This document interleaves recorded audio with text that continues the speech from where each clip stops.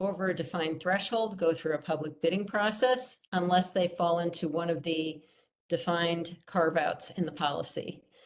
One of those carve-outs is for emergency purchases, which, if an emergency occurs, the public bidding requirement can be waived, but that is subject to approval by this body, and that is why we're here.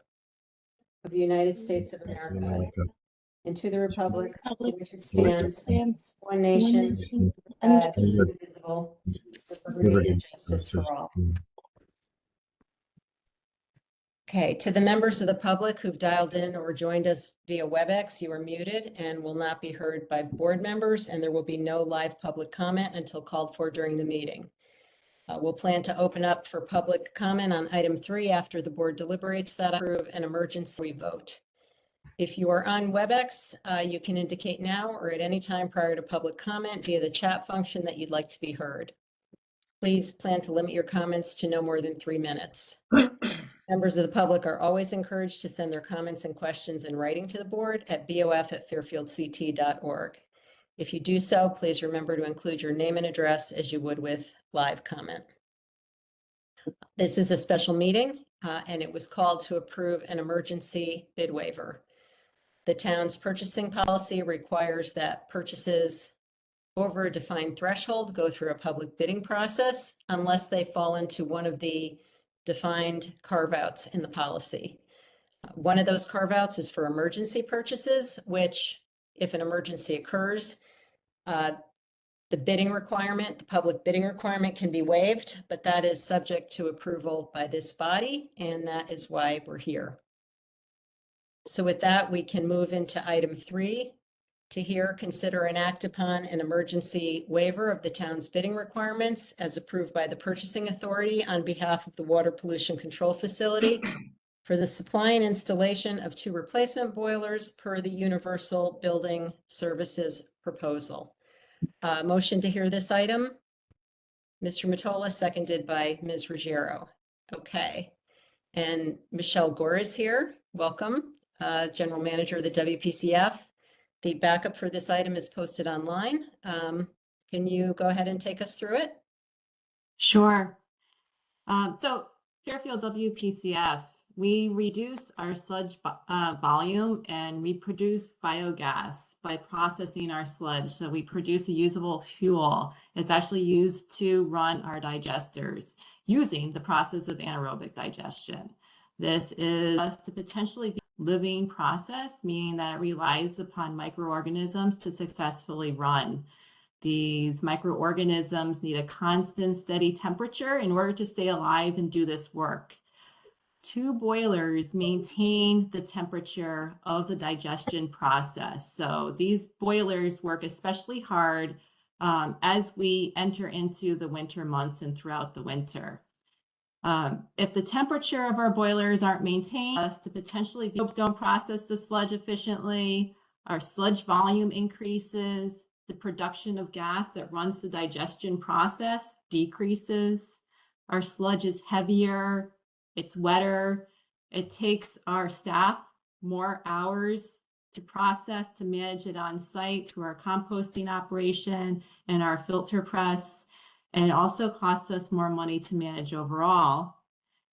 It also causes us to potentially be in significant non-compliance with our state-issued NPDES permit due to poor discharge quality. So when we have inefficient sludge processing, there's a potential for us to have a higher level of solids in our actual discharge. Poor processing of our sludge would definitely lead to increased odors emanating from the facility, and potentially unhealthy working conditions for our staff on site, as well as the purchase nuisance order ordinance in our local health code. Our boilers are at their end of life. This was identified in the 2024 Woodard and Curran equipment assessment that was performed at the facility. These boilers are 23 years old. So when you think about your own boiler, which services your home, if you have one that's in the 20+ year mark, you're thinking about replacing it, surely. Same thing with these boilers. The purchase, WPCA, as a result of the Woodard and Curran assessment report, has earmarked replacement of these boilers for the current fiscal year in its capital outlay budget. And we have been in the process of pursuing the replacements. Just last Wednesday, the commission did approve us moving forward with the purchase of the boilers and installation. One thing to note was that when we had moved forward in planning for the current year's budget, we did not consider the cost of installation of the units. The cost of installation is nearly equal to the units themselves, which brings us to a higher value of the project. Just this past Friday, one of the two boilers failed, and plant staff responded in emergency mode to bring that boiler back online. The boiler was brought back online very temporarily on Saturday when it failed again. At that point in time, the boiler was taken offline. Only one boiler was running full time. So I should note that these boilers typically operate in a lead lag mode because one, it's such a heavy load on one unit alone, and two, due to the age of these units. So one boiler was operating until this morning. We did have a repair vendor contractor out to the facility who had been working on repair of the second boiler. Repair was successful. I don't know how long we will be able to continue to last with this type of repair. Again, it's very risky as we move forward with this existing equipment. So as a backup, we do have a rental boiler, a trailer mounted rental boiler that's at the ready if and when we do need it.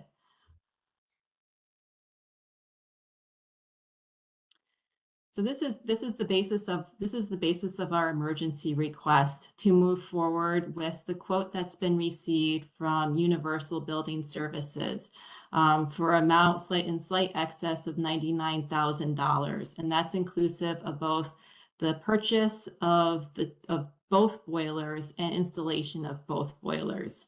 And again, just to reiterate, the special concerns here are the age of both units, winter conditions, which are the heaviest usage of these units, and our inability to process sludge efficiently will cause repercussions not only for operations of our plant, our ability to comply with our state permit, potentially our local health codes, and then again, potential for increased odors causing additional complaints being received by the town.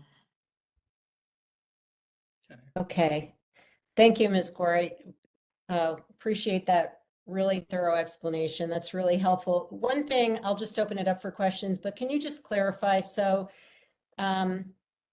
this is about the bid waiver. So the amount for these boilers is in your budget already? Did I hear that right? Or you're going to take it out of your operating budget?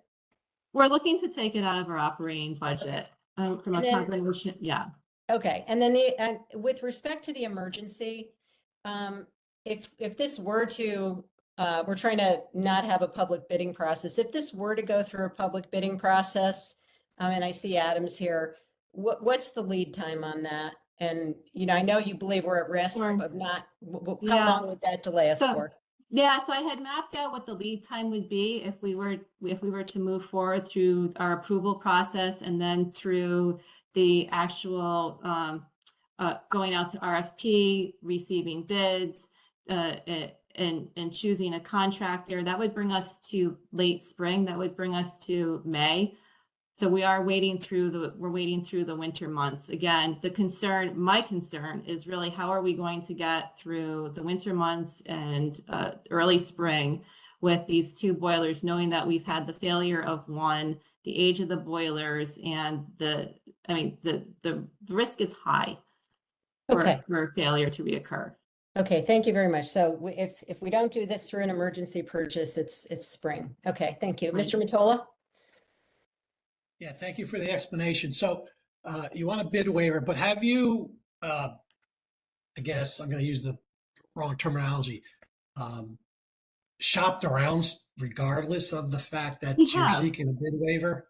Yeah. The So C- I appreciate the question, and we have, because knowing that we were going into this purchase regardless prior to the breakdown that we had this past weekend, we did shop around. So Universal Building Services was the most complete and comprehensive quote that we received. We also received a quote from Save More. And then we also received a quote from Torco. The documented quote from Torco was only for equipment, but we had a verbal quote for installation, which actually far exceeded Universal. Okay, so Universal, you're comfortable with using Universal based on what you've done? We are. Universal has serviced us in other ways in the past, and also provided a boiler replacement for DPW a few years ago. Okay, thank you. That's all I have.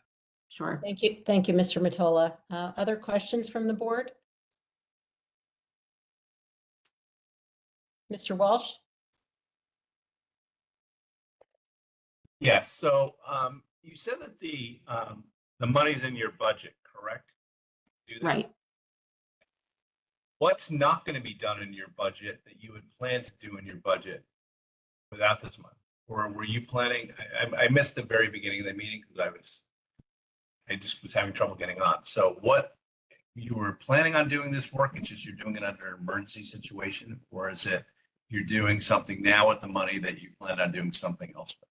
So this was earmarked for our budget for fiscal year 25.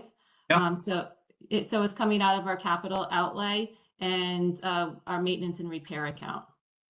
Okay, so you would plan to replace this boiler anyway? It just Correct. failed sooner than. Both boilers, that's correct. Okay, so you're gonna do this one? Is the 99,000 just for one or It's for for both? it's for both. It's for Okay. purchase installation of both boilers. It only makes sense to do both. Okay, all right, I have no more questions. You explained everything. Thank you very much. Thank you, Mr. Walsh. Any other questions from the board? Okay. Well, seeing, so I guess, is there any, I don't see anyone online. Is there any, let me just double check the chat here. I don't see any comments from the public. So we can move forward to a vote. All in favor of approving the emergency bid waiver set forth in item 3 of the agenda, please raise your hand.